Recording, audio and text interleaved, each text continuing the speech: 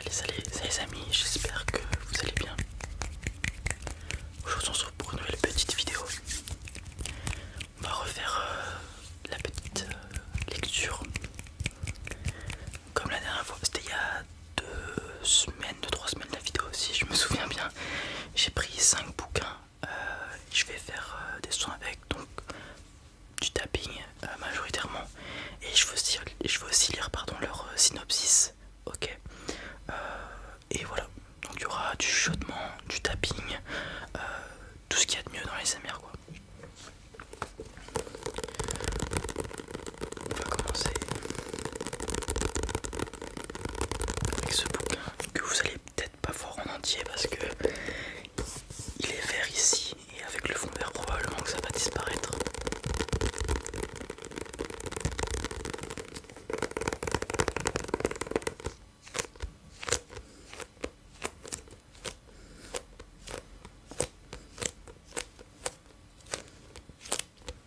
Un petit peu de stick finger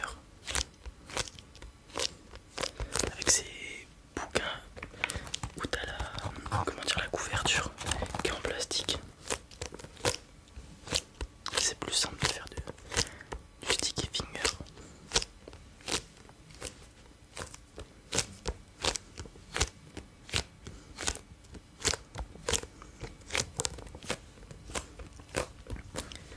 Alors, c'est Les débris du chaudron de Nathalie Do.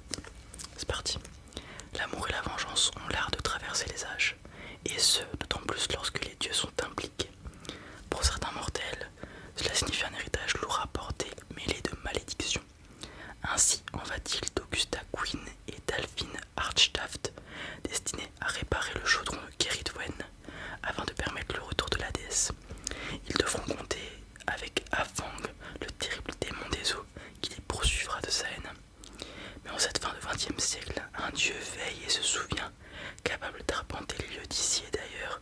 Kernunos, sous l'un ou l'autre de ses avatars, permettra à la réalité de rattraper le mythe et de le dépasser. Pas facile les prénoms des personnages.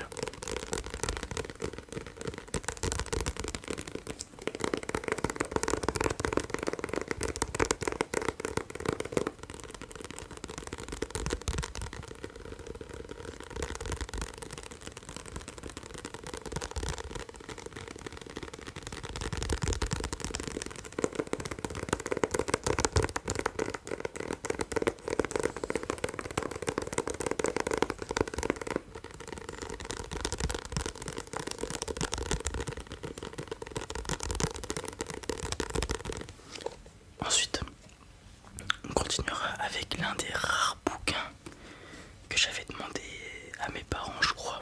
Je pense que c'est moi qui l'ai demandé.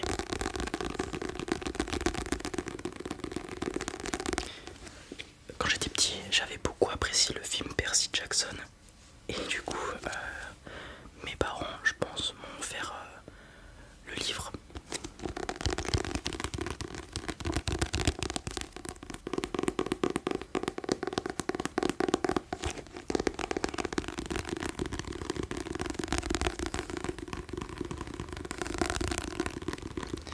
Alors si je me souviens bien de mémoire, je me souviens parfois le lire dans ma classe de CM2. Donc on a 10-11 ans je crois. Je sais pas si je l'ai lu en entier, ça m'étonnerait. Mais j'avais quand même lu un peu. C'est le seul bouquin, classique bouquin j'ai envie de dire, que j'ai vraiment commencé à lire. Sinon le seul truc que j'ai lu c'est les mangas Dragon Ball de mon père. J'aime pas forcément la lecture.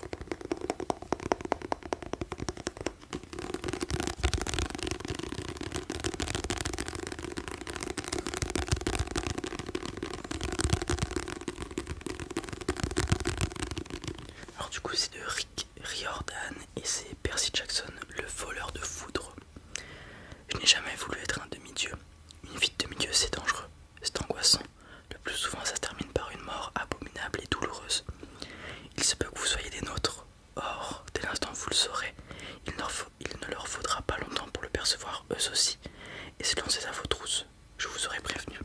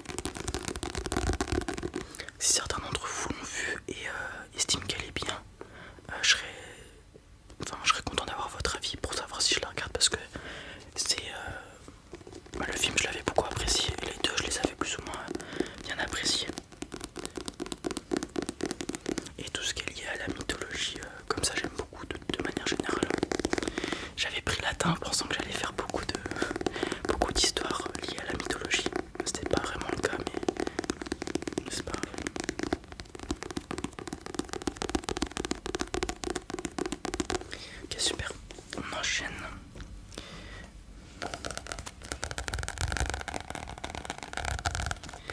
Avec Conan le Destructeur, et vous pouvez voir Schwarzenegger.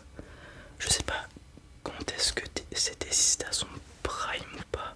À mon avis, c'est quand il a commencé sa carrière d'acteur. Hop. Oh, je sais pas si c'était en série, j'imagine que c'était une série, Conan le Destructeur. Et du coup, ils ont fait une image de la série comme page de couverture. On voit d'autres acteurs que je ne pourrais vous citer ici, là, là et là, plus ou moins. Donc c'est de Robert Jordan.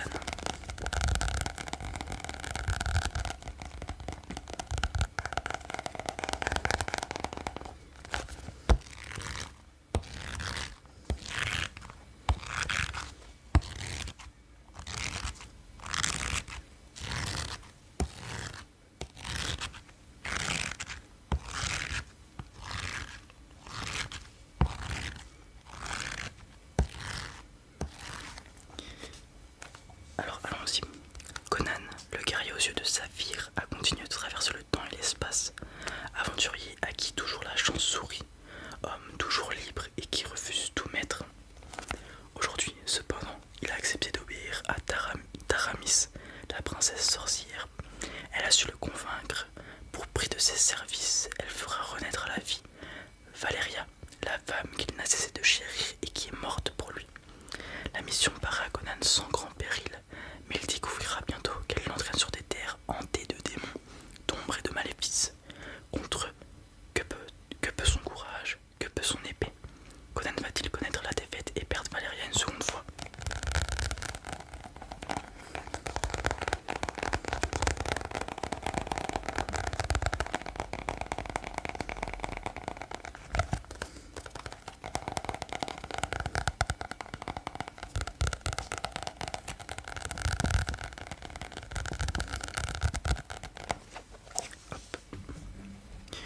L'avant-dernier bouquin,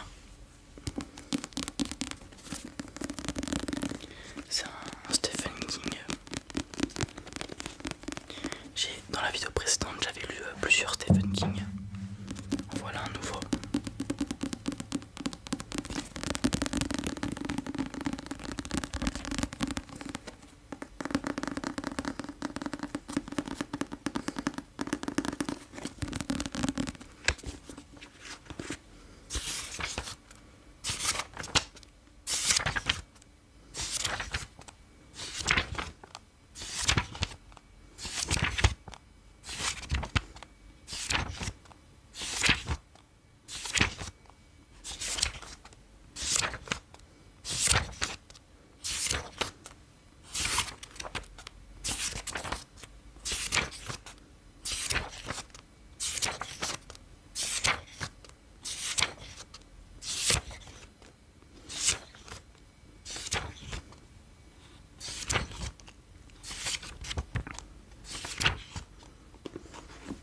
Alors ce livre, c'est un livre qui contient des nouvelles.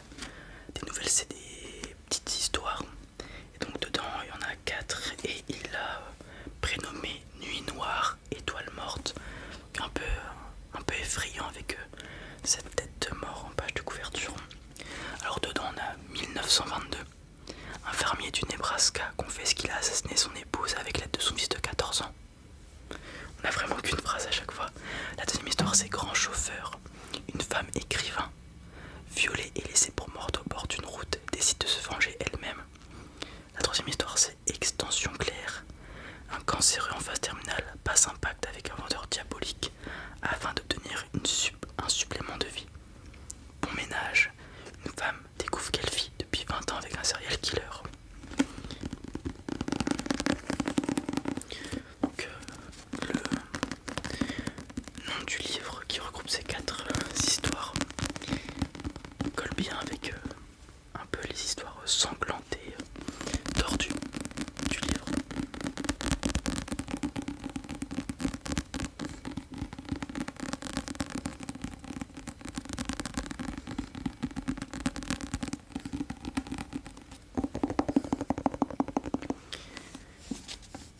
dernier livre. Un livre de SF, de science-fiction.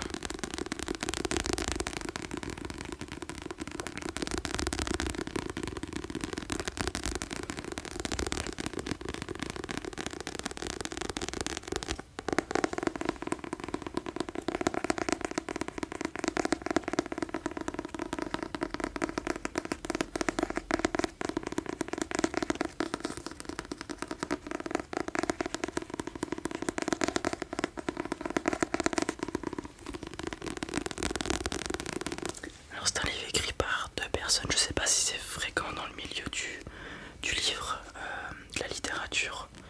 Je sais qu'en cinéma ça peut se trouver, par exemple, je crois que les films du MCU ont été élaborés par deux personnes, Kevin Feige et quelqu'un d'autre, j'ai oublié son nom. Donc je sais pas si c'est courant. Donc c'est de H. Harrison et de M. Minsky. Et c'est le problème de Turing. C'est parti. Brian Delaney, génie des mathématiques, touche au but. Il a trouvé une solution au fameux problème de Turing. Créer une intelligence artificielle qui puisse au moins rivaliser avec l'intelligence humaine. Son bureau est envahi, sa machine et ses notes volées, ses commanditaires assassinés, lui-même est laissé pour mort, la moitié de son cerveau détruit. Il va lui falloir recommencer et se reconstruire lui-même, inventant la première prothèse cérébrale. Est-il encore un humain ou plus qu'à demi une machine ?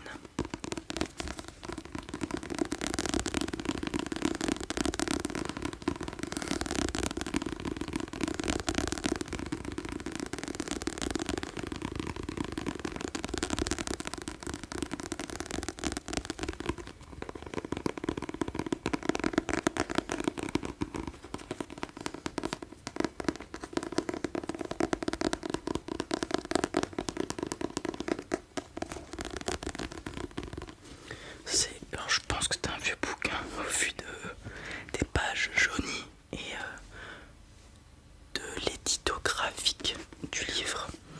Mais je pense qu'il est quand même encore assez d'actualité puisqu'on parle d'intelligence artificielle, de prothèses cérébrales et tout. De toute façon dans la SF, il y a toujours des choses novatrices. Comment dire, par exemple même dans Star Wars, c'est des vieux films d'SF, on parle de vaisseaux spatiaux, etc. etc. Donc l'imagination humaine n'a pas de limite et souvent les personnes qui écrivent ces livres-là ont certaines connaissances dans le domaine et du coup peuvent parfois prédire l'avenir entre guillemets.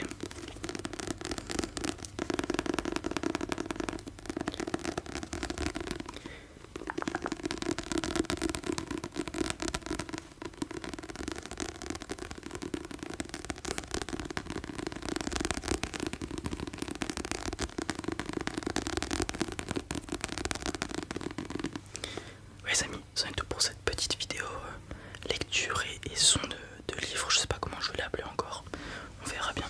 J'espère qu'elle vous a plu. Si c'est le cas, vous connaissez la chanson, n'hésitez pas à mettre un petit pouce bleu, vous abonner, partager, commenter, ça m'aiderait beaucoup. Sur ce, je vous souhaite une excellente nuit, faites de beaux rêves et à très vite. Ça tous amis, de rien.